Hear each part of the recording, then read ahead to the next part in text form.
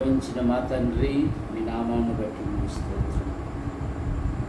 రాము గారి రత్న కుమార్ అయిన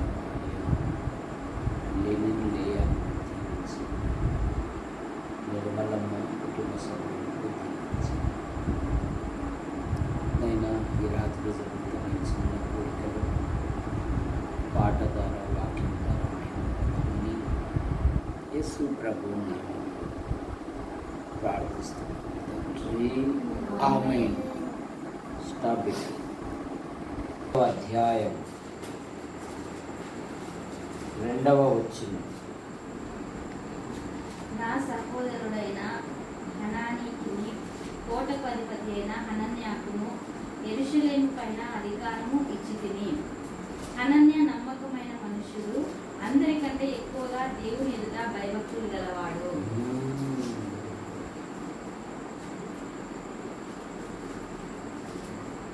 నేటి దినాలలో నమ్మకం అనేది ఉండడం లేదు. బైబిలే చెప్తుంది, అక్రమం విస్తరించుట చేత అనేకుల ప్రేమ ఏమైపోతుంది? చల్లారిపోతుంది. దేవుడు ఇర్మీయాతో ఏమంటాడంటే, దేవుని పట్టణమైన యెరూషలేములో అటు ఇటు తిరుగుచు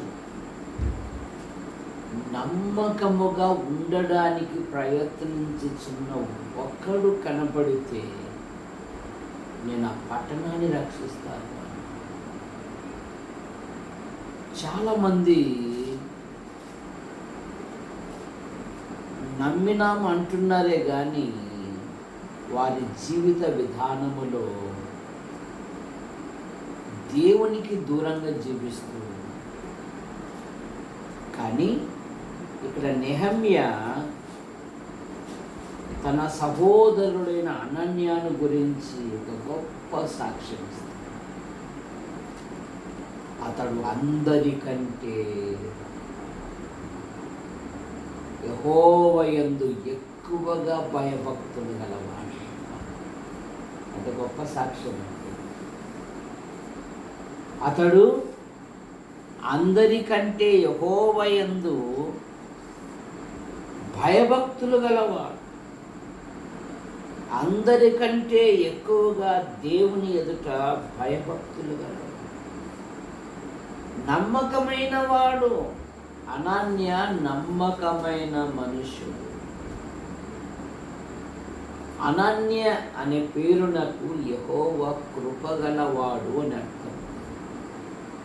బైబిల్లో దాదాపు 14 మంది అనన్యాలు. మోషేను గురించి దేవుడే సాక్ష్యం ఇస్తున్నాడు. మోషే భూమి మీద సాత్వికుడు, నా ఇల్లంతటిలో నమ్మకమే. దానియేలు గురించి, దానియేలు నమ్మకస్తుడై ఏ తప్పైనను నేరమైనను చేయువాడు. ఇక క్రైస్తవ సహోదరి గురించి సామెతల గ్రంథం 31వ అధ్యాయములో 11వ వచనములో, ఆమె పెనిమిటి ఆమె యందు నమ్మిక ఉంచును. శ్రేష్టమైన మాట. ఎందుకంటే ఈ దినాలలో భార్య భర్తల మధ్య అపనమ్మకం తాండవిస్తారు.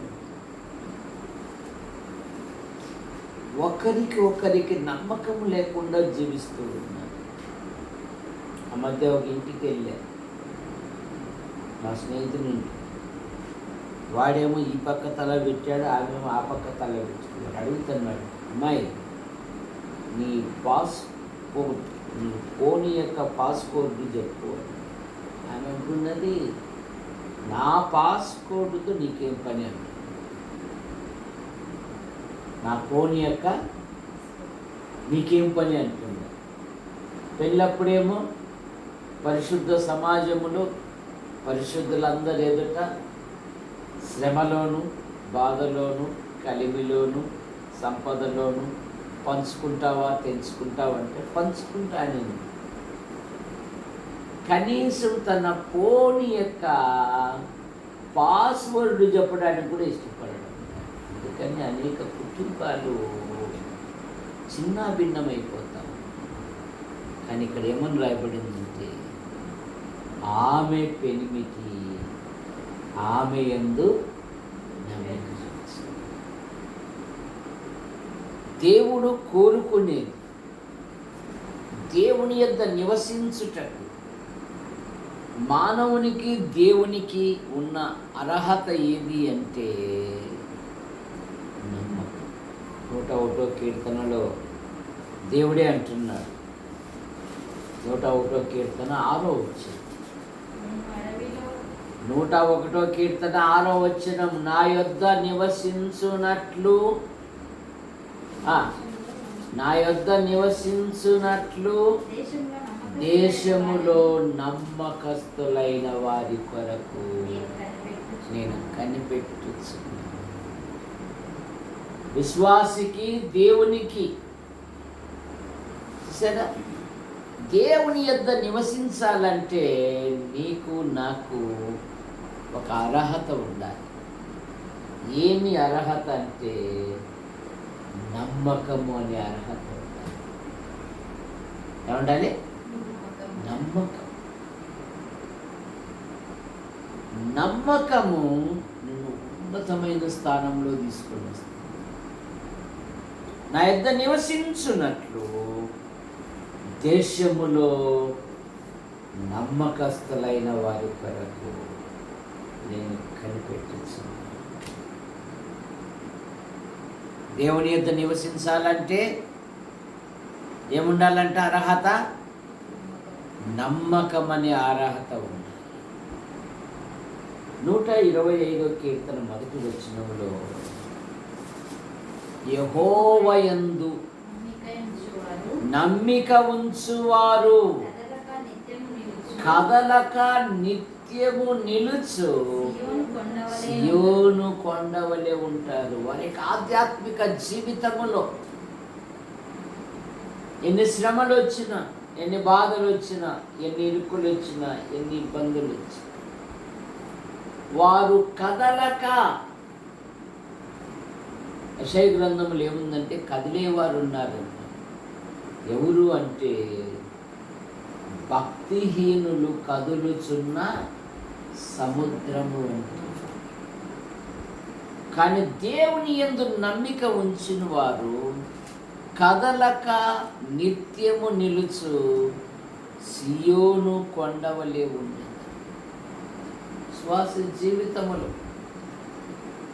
క్రైస్తవ జీవితం పూల పాన్పు కాదు. క్రైస్తవ జీవితం అది శ్రమల మార్గము. ఎందుకంటే పౌలు గారు అన్నారు కదా, ఫిలిప్పీ పత్రిక 1వ అధ్యాయము ఆఖరి వచనములో యేసుక్రీస్తునందు విశ్వాసం ఉంచుట మాత్రమే గాక ఆయన పక్షమున శ్రమపడుట మీకు అనుగ్రహింపబడి. కనుక దేవుని యందు నమ్మిక ఉంచువారు కదలక నిత్యము నిలుచు సియోను కొండవలే ఉండెదరు. వారు కదలక. బైబిల్ ఏం చెప్తుందంటే కదలని వారుగా ఉండాలంట. 1 కొరింథీ పత్రిక 1వ అధ్యాయం 15వ అధ్యాయము 58వ వచనం, నా ప్రియ సహోదరులారా మీ ప్రయాసము ప్రభునందు ఎప్పటికీ, అప్పటికప్పటికి కాదు భక్తి. ఇప్పుడు మతములో అప్పటికప్పటికి భక్తి పుట్టుకొని వస్తుంది. నాలకెళ్ళేసిపోతున్నాడు ఒక ఆయన. ఎందుకు వెళ్తున్నామయ్యా అంటే టీ ఇస్తారయ్యా అంటున్నాడు. శుక్రవారం నమ్మదు ఒక ఆయన పోతున్నాడు. ఎందుకయ్యా అంటే అన్నం పెడతారయ్యా అంటున్నాడు. ఒక్కడన్నా మారు మనసు పొందినాడంటే లేదు.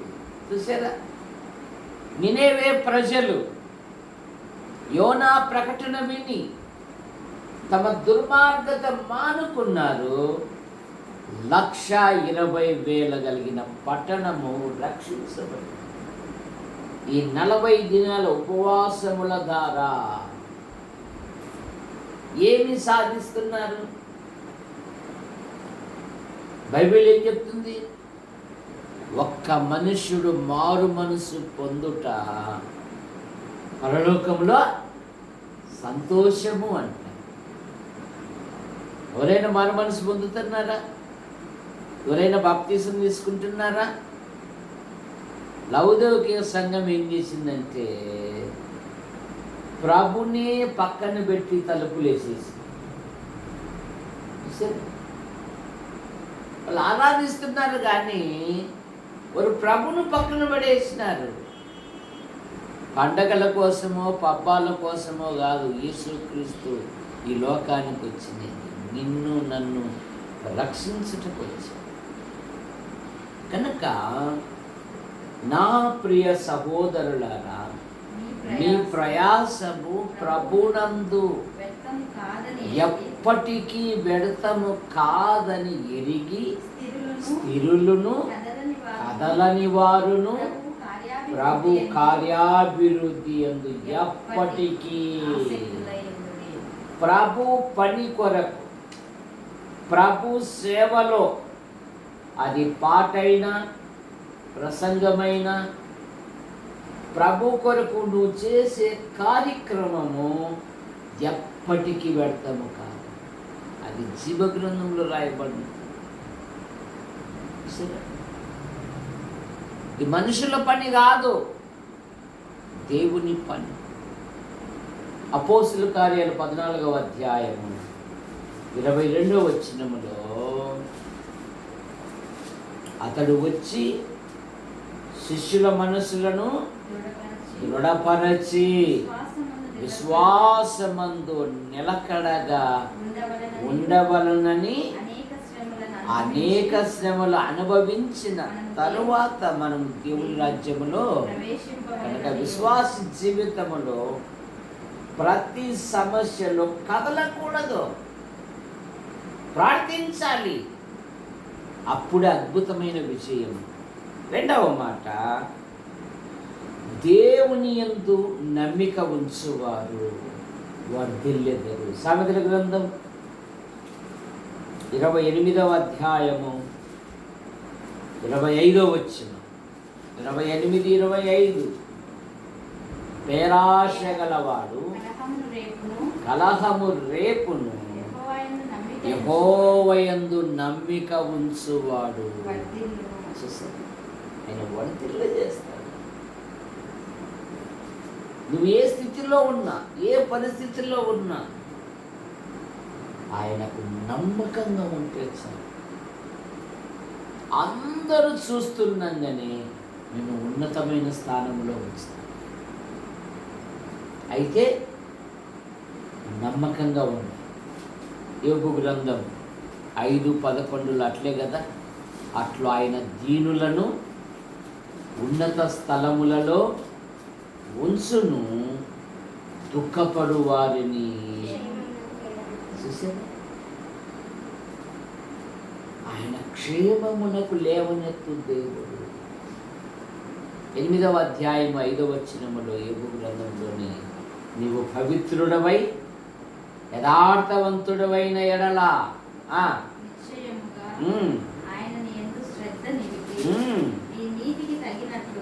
నీ నివాస స్థలము వర్ధిల్ల చేయును. మొదట కొద్దిగా వండినను తుదను మహాభివృద్ధి.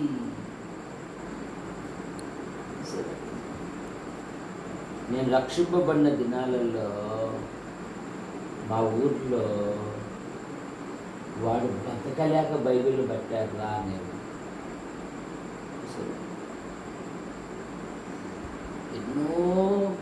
బాధలు, ఎన్నో శ్రమలు.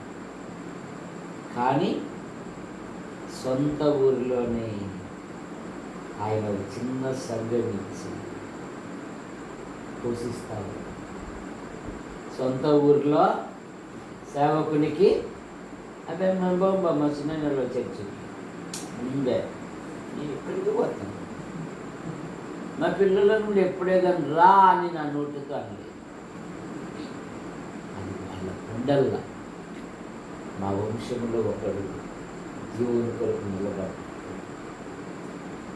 సంఘము కట్టాడు. తెలుగు రాష్ట్రాలలో దేవుని గురించి చెప్తూ మా వంశంలో కందం అనే మా వంశంలో ఒకడు ఉన్నాడు, అక్కడిక్కడ పోయే దేవుడు అప్పదప్ప అనేది వాళ్ళకుండాలి, నేను చెప్పుకోకూడదు. కనుక దేవుడు ఆయన ఆశ్చర్యకరంగా పోషిస్తాడు. మొదట నీ స్థితి కొద్దిగా ఉండినను తుదను మహాభివృద్ధి కనుక చేస్తాడు. యెహోవా యందు నమ్మిక ఉంచు అని ఆయన వర్ధిల్ల చేస్తాడు. యోసేపును వర్ధిల్ల చేశాడు, దావీదును వర్ధిల్ల చేశాడు. దావీదు అంతకంతకు వర్ధిల్లేను. సైన్యములకు అధిపతి యెహోవా అతనికి తోడుగా. 4వ మాట సామెతల గ్రంథం 28వ అధ్యాయం 25వ వచనములో యెహోవా యందు నమ్మిక ఉంచువాడు సురక్షితముగా ఉండును. 29-25 సామెతల గ్రంథం 29-25 లేదా నేను వస్తాను కదా, అదే కదా. యెహోవా యందు నమ్మిక ఉంచువాడు సురక్షితం. ఒకసారి లోకం వైపుచ్చు, లోకంలో ఉన్న సంఘటనలను జ్ఞాపకం చేసు. వారు టన్నెలకు కొండలో రంధ్రం ఏర్పడడానికి పని చేసేది పోయారు. 9 మంది మట్టి కూరుకుపోయి వారి లోకం నుండి ఇలాగ ఎందరో ఆయా విధాలలో ఆయా సందర్భాలలో లోకాన్ని విడిచిపోయి ఎన్నిక లేని మనలను తన రెక్కల కింద ఉంచుకొని ఆహారము ఆరోగ్యము సంచరించే ప్రతి ప్రదేశాలలో తన కృపాక్షేమాలు ఉంచిన ప్రభును మనం స్తుతించాలి. యెహోవా యందు నమ్మిక ఉంచువాడు సురక్షితముగా ఉండును. సామెతల గ్రంథం 18:10 యెహోవా నామము బలమైన దుర్గము, నీతిమంతుడు అందులోనికి వెళ్ళి సురక్షితముగా. ఋతు గ్రంథం 2:12 బోయాజు రూతును గురించి అంటున్నాడు, ఇశ్రాయేలు దేవుడైన యెహోవా రెక్కల కింద నీవు సురక్షితముగా ఉండునట్లు నీవు వచ్చితివి, ఆయన నీకు సంపూర్ణమైన బహుమానం ఇచ్చెను. ఇశ్రాయేలు యొక్క యాత్రలో వారు భయపడకుండా వారి నిమిత్తము ఆయన రాజులను గద్దించి వారిని సురక్షితముగా నడిపించాడు. యెహోవా యందు నమ్మిక ఉంచువాడు సురక్షితముగా ఉండు. 37వ కీర్తన 5వ వచనములో నీ భారము యెహోవా మీద మోపుము, నీవు ఆయనను నమ్ముకొనుము, ఆయన నీ కార్యము నెరవేర్చును. నువ్వు ఆయన నమ్ముకో, నువ్వు ఆయనకు నమ్మకంగా ఉండు. యోసేపు చేయనది యావత్తు యెహోవా సఫలము చేశాడు. ఎలియాజర్ బావి దగ్గర మోకాళ్ళు నీ తండ్రి అయిన దేవుని స్తుతిస్తూ ఉంటాడు. నేను వచ్చిన కార్యమును సఫలము చేసిన యెహోవా దేవునికి స్తోత్రము కలుగునుగాక. తరువాత మత్తయి సువార్త 25వ అధ్యాయము 21వ వచనంలో దాసులను గురించి అంటున్నాడు. బలా నమ్మకమైన దాసుడా, ఈ కొంచెములో నీవు నమ్మకముగా ఉంటివి, 10 పట్టణములకు అధికారివై ఉండు అని. నీకు అప్పచెప్పిన దానిలో నమ్మకంగా ఉండు, దేవుడు హెచ్చిస్తాడు. ఆఖరి మాట ప్రకటన 2వ అధ్యాయము 10వ వచనములో భూలోకమంతటికి రాబోబు శోధన కాలములో 2:10 చదవండి. ఇదిగో మీరు శోధింపబడినప్పుడు అపవాది మీలో కొందరిని చెరలో వేయబోచున్నది. 10 దినములు శ్రమ కలుగును. మరణం వరకు నమ్మకంగా నీవు ఉండుము. మరణము వరకు నమ్మకంగా ఉండుము. నేను నీకు జీవ కిరీటం ఇచ్చేదను. మరణం వరకు నమ్మకంగా ఉండు. నీ పిల్లలను ఉన్నతమైన వ్యక్తులుగా ఇచ్చి వీరి జీవితాలలో దేవుడు ఆశ్చర్య కార్యాలు జరిగిస్తాడు, అద్భుత కార్యాలు జరిగిస్తాడు. వారి క్షేమం కొరకు ప్రార్థన చేయి. బడికి వెళ్ళేటప్పుడు ప్రార్థనతో పంపి, బడి నుండి వచ్చినప్పుడు స్తుతులతో ఇంట్లోకి నడిపించు. పాఠ్య పుస్తకాల కంటే ముందు బైబిల్ చదివించు. వారు లేస్తానే మోకరించి ప్రార్థించుట అలవర్చు. భోజనం చేయక మునిపే వారు ప్రార్థించుట అలవర్చు. ఆ కుటుంబాన్ని దేవుడు ఉన్నతమైన స్థానంలో ఉంచుతాడు. ప్రార్థన చేసుకుంటాం. ప్రేమించిన మా తండ్రి నామాన్ని ప్రార్థిస్తాను. రాముగాళ్ళ రత్నకుమార్ ఆయన భార్యను బట్టి ముగిస్తూ లేనిని బట్టి ముగిస్తూ పిల్లల్ని దీవించండి. మేడం సండే స్కూల్ నడిపిస్తూ ఉంది. సండే స్కూల్ బృందాన్ని దీవించండి. వారు ఆధ్యాత్మికంగా ఎదుగుటకు కూడా దయవచ్చు. నిర్మలమ్మ కుటుంబ సభ్యులను, జయమ్మ వదినమ్మ కుటుంబ సభ్యులను దీవించండి. అన్న కుటుంబాన్ని దీవించండి. అరుణమ్మ కుమారుని మరి ఆమె భవిష్యత్తులో కూడా మీ సంకల్పం ఏదో నెరవేర్చండి. నిర్మలమ్మ జీవితంలో కూడా మీ గొప్ప కార్యాలు జరిగించండి. యాడికి క్రైస్తవ కూడిక గృహం చేర్చబడిన ప్రతి కుటుంబాన్ని దీవించండి. యేసు ప్రభువా, ఈ ఇంటి చుట్టూ మీ కృపాక్షేమాల నుంచి మీరు కాపాడండి. ఎండలు అధికంగా ఉన్నాయి. పగలు ఎండ దెబ్బ అయినను రాత్రులు వెన్న దెబ్బ తగలదు అన్నారు. ఈ ఇంటి చుట్టూ మీ కృపాక్షేమాల నుంచి కాపాడండి. కుటుంబ పోషణ కొరకు రత్నం ప్రయాసపడుతున్న ప్రతి పనిని దీవించి, తల్లిదండ్రులు, తమ్ముళ్ళ కుటుంబాన్ని, సోదరిమణులు, వారి కుటుంబ సభ్యులను కూడా దీవించి, కళా తల్లిని, తోబుట్టును కూడా దీవించండి. రాత్రి మీరు మహిమ పొందండి. ఈ గృహములోని ప్రతి అక్కను తీర్చండి. యేసు ప్రభు నామములో ప్రార్థిస్తున్నాం తండ్రి, ఆమేన్. వందనాలు.